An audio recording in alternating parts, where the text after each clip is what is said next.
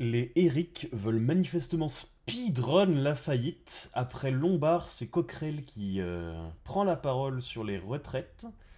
Et lui n'a pas forcément besoin de cours de mathématiques, mais au moins d'économie, hein, puisque c'est un trotskiste assumé. Donc on va essayer de voir ce qu'on peut faire pour lui.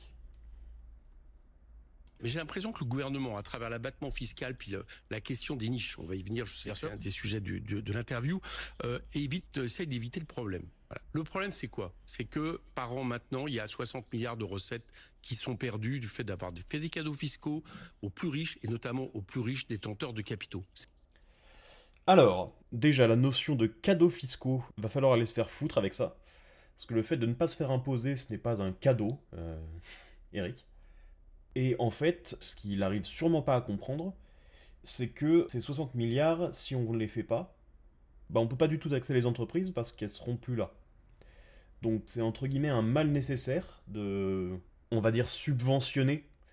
Parce qu'en fait, la France a atteint un niveau de fiscalité tellement absurde qu'il n'y a pas le choix en fait. Donc ce qui est en train de se passer, et ce que Eric Coquerel redemande en fait, c'est taxer les plus petites entreprises pour redonner aux entreprises du CAC 40. C'est ça qui nous manque aujourd'hui, notamment par rapport au déficit. Bien. Donc ça, pour y toucher à hauteur de plusieurs dizaines de milliards. Alors non, c'est pas ce qui nous manque par rapport au déficit. 60 milliards, ça couvre même pas la moitié du déficit de l'année dernière.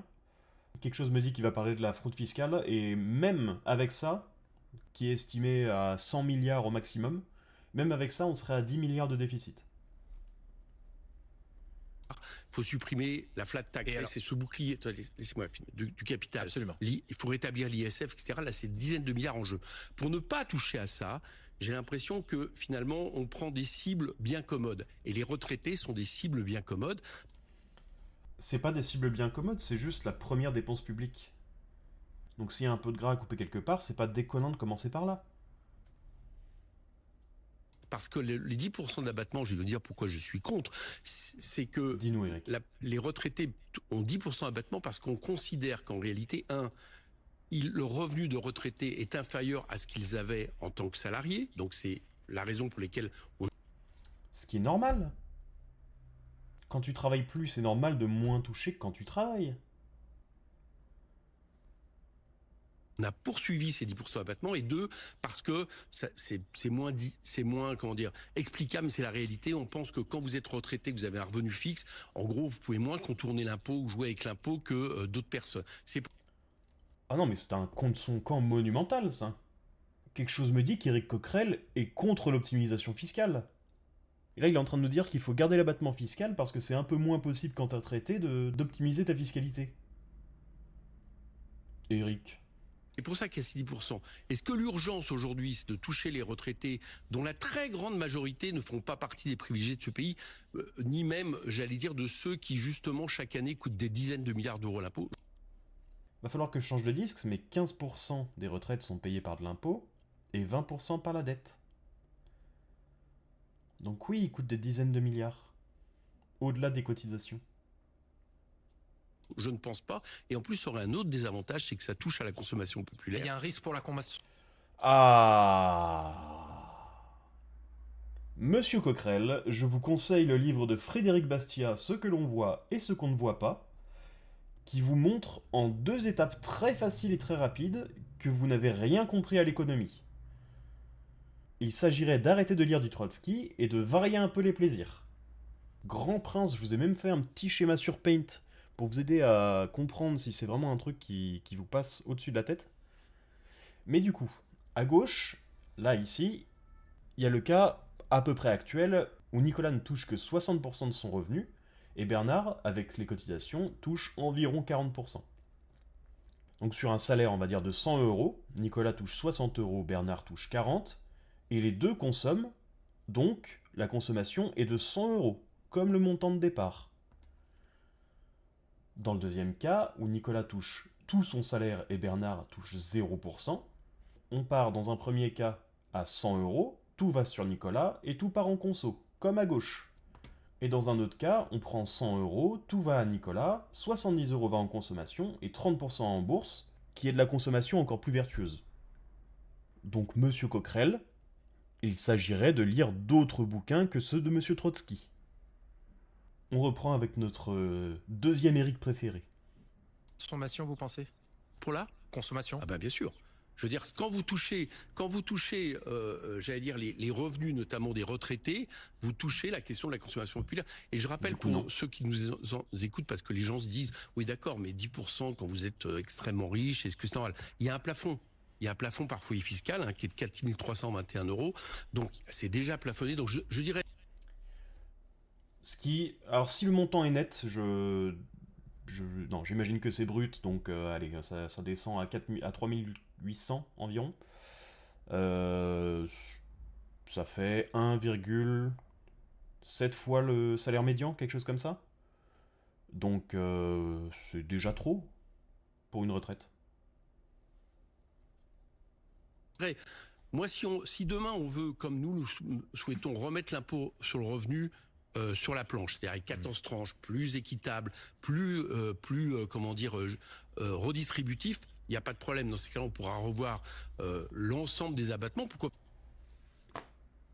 Donc la solution de Coquerel, c'est de supprimer un impôt pour en rajouter encore plus. Pourquoi pas celui des journalistes à 20% par exemple, mais tant que c'est pas ça, je suis pas pour toucher, et comme par hasard, c'est toujours les retraités qu'on vise. Je suis contre ça. C'est pas toujours les retraités qu'on vise. Je pense que quand il dit ça, il pense à la réforme des retraites. Les premières victimes de la réforme de retraite, ce ne sont pas les retraités, ce sont les actifs. Monsieur Coquerel est une fraude. Et deuxième vidéo, un témoignage d'un boulanger qui apparemment a été convoqué au commissariat parce qu'il a eu l'outrecuidance de travailler le 1er mai. On regarde ça.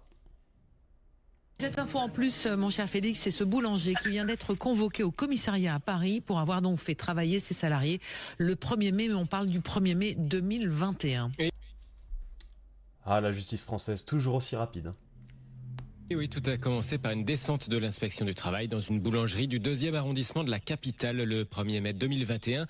Et 4 ans plus tard, oui, la surprise pour ce patron, une convocation au commissariat. Alors cette anecdote en plus résonne un peu avec l'actu, puisque les boulangers réclament en ce moment justement une exception pour avoir le droit d'ouvrir le 1er mai avec leurs salariés. Il y avait Et moi j'irais même encore plus loin. Ceux qui veulent travailler le 1er mai, qu'ils travaillent. Où est le problème? Ça emmerde qui? Là, on va me dire, oui, mais les méchants patrons, ils vont faire travailler leurs gentils employés. Mais si les employés veulent pas travailler, ils travaillent pas, et voilà. Est-ce que vous êtes déjà allé dans un magasin de prêt-à-porter un dimanche? Il y avait bien des employés. Quelque chose me dit qu'ils étaient très contents de toucher 2 fois leur paye pour travailler le dimanche. une sorte de tolérance jusqu'à un revirement de jurisprudence de la Cour de cassation en 2006. Et donc ce matin, sur Sud Radio, on l'entendait tout à l'heure, la ministre du Travail a dit soutenir l'idée d'assouplir la loi, mais en attendant, Catherine Vautrin nous explique aussi qu'elle ne peut pas donner consigne d'indulgence aux inspecteurs du travail, vu que ceux-ci sont indépendants. Pour en parler donc, nous sommes avec ce patron de boulangerie parisien qui a bien voulu nous raconter sa mésaventure. Bonsoir Jean-François Bandet. Bonsoir. Merci d'être avec nous dans Les Vraies Voix sur Sud Radio. Avant d'en venir à cette convocation que vous avez reçue au commissariat, comment ça s'est passé déjà cette visite de l'inspection du travail le 1er mai 2021? Ça a été une vraie surprise, j'imagine, et pas une bonne. Alors une surprise, pas forcément, parce que des visites on peut en avoir régulièrement. Donc nous on était assez sereins, on n'a pas de soucis particuliers. Tous nos employés sont déclarés, ont des contrats, etc. Donc on était plutôt sereins et on a été surpris par le fait qu'ils nous reprochent d'être ouverts, puisque nous à l'époque on était tout simplement pas au courant. Puis en fait 90% des boulangeries et des fleuristes sur Paris sont généralement ouverts le 1er mai. Nous on a démarré en 2018, donc c'était notre 3e 1er mai et le précédent c'était le Covid, donc on n'avait pas une grande expérience. Donc on est un peu tombé de l'arbre quand on a été attrapé sur ce sujet-là. Et alors, vous êtes surpris 4 ans plus tard d'être convoqué. 4 ans plus tard d'être convoqué, mais après, ils viennent et après vous êtes convoqué. Donc déjà on s'est expliqué, ensuite on a été convoqué par une autre personne que l'inspecteur initial, et d'ailleurs on a été surpris parce que l'autre personne était beaucoup plus conciliante et en fait nous expliquait que en fait c'était un peu du zèle qui était fait par cet inspecteur et que la plupart des gens au niveau de la section du travail étaient beaucoup plus tolérants. Et la preuve c'est qu'en fait il y a peut-être 10 000 ou 20 000 artisans qui travaillent le premier, et il y a chaque année 1, 2, 3 procès-verbal, ça y en a très peu. Je suis content que... Bon, c'est pas encore fini, manifestement, mais si ça se finit bien pour lui, je suis très content pour lui, parce que c'est honteux, quoi. Franchement. D'ailleurs, il y a une petite ironie dans le fait que les contrôleurs du travail, eux, ils aient le droit de travailler le 1er mai, mais pas les boulangers. Mais oui, bon, bah la France, le millefeuille administratif pour pas grand-chose. Alors, c'est effectivement, pour vous, quand vous dites vous ne saviez pas, vous connaissiez pas le contour de la législation, parce que vous dites 90% des boulangeries, parce que c'est vrai, sont quasiment ouvertes le 1er mai, quoi. Nous, les boulangers, par nature, on travaille quand les gens ne travaillent pas souvent. Donc, on travaille le samedi, le dimanche, on travaille pour Noël, pour le jour de l'an, pour le 14 juillet. Très tôt le matin. Très tôt le matin, on travaille 24/24 quasiment maintenant chez nous. Donc, c'est vrai que c'est pas des choses auxquelles on avait pensé initialement. Donc voilà. Et après, c'est vrai que quand on s'est penché sur la loi elle-même, la loi elle-même n'est pas claire. Hein. Quand vous posez la question à 4 personnes qui sont des spécialistes, vous avez 4 réponses différentes. Donc, c'est pas évident pour un boulanger de se positionner.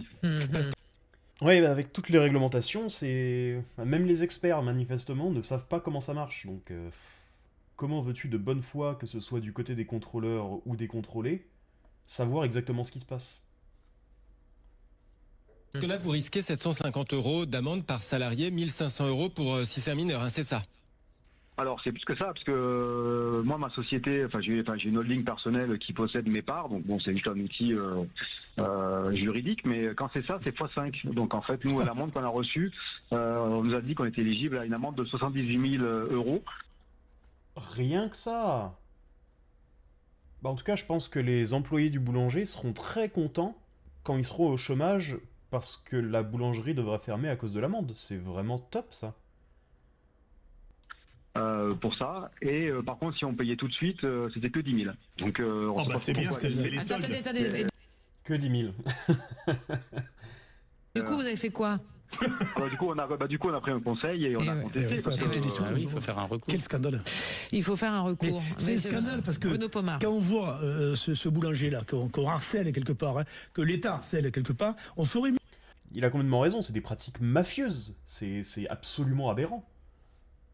De s'occuper, ils ont commencé d'ailleurs à le faire, mais de s'occuper des magasins qui blanchissent le pognon de la drogue et les fermer avec des employés qui sont au black, etc., plutôt que venir emmerder ce boulanger. Voilà. Bon, là, on a parlé de... Non, mais on a parlé... Attendez. Et 4 ans plus tard. Non, mais c'est ça aussi. Bernard Cohen-Haddad, Non, mais je crois que, je suis pas d'accord avec Bruno.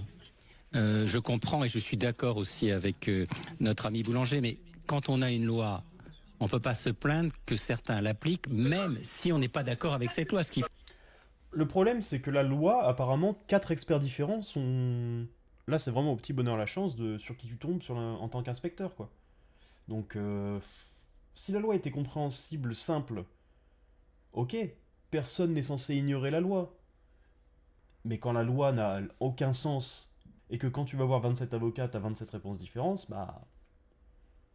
Il faut changer cette loi, on est bien d'accord. Et c'est pas normal que les boulangers, ça a été dit, les fleuristes, tous ceux qui nous servent quand nous on est en congé ou en jour férié, ne puissent pas travailler. Cette tolérance qui était appliquée jusqu'à présent n'était pas légale, n'était au bon vouloir, le bon plaisir. Mais c'est pas. Il y a le procureur Bilger, il va vous dire que le bon plaisir, c'est à la tête du client, et c'est souvent le fait aussi d'inégalité. Mais il fait de la pédagogie, à ce moment-là, tu fais de la pédagogie. Ça veut dire aussi que c'est pas forcément... Oui, donc la seule égalité qui a de l'importance, celle devant la loi, n'est pas respectée. Toujours très clair, c'est ce que nous dit ce boulanger Jean-François Bandet. Vous êtes où dans Paris? Tiens, on va faire de la pub. Nous, on est dans Paris Centre, on a 6 magasins, donc on est rue de Turduot, rue Saint-Martin, rue de Rivoli, on en a 2. Boulevard Montmartre, donc on est vraiment dans Paris Centre. Et ça s'appelle comment? Au cœur de Paris. Et ça s'appelle Bohémie. Ah oui, d'accord, oui. Eh oui, tout le monde dit oui. Et votre spécialité? Donnez-nous faim. Spécialité, viennoiserie, le New York Roll, le babka cannelle, le flan vanille, Tout va bien. des classiques revisités, mais 100% maison. On peut passer commande? Bien sûr. Ce n'est pas le 1er mai. Vous êtes ouvert le 1er mai du coup, vous rééditez l'expérience? Non, malheureusement on est fermé depuis 4 ans. Tu m'étonnes. Même 10 000 € tous les ans, c'est un peu compliqué. Comme d'habitude, si la vidéo t'a plu, le like, le commentaire, blablabla, la chaîne principale, blablabla, abonne-toi pour ne rien manquer.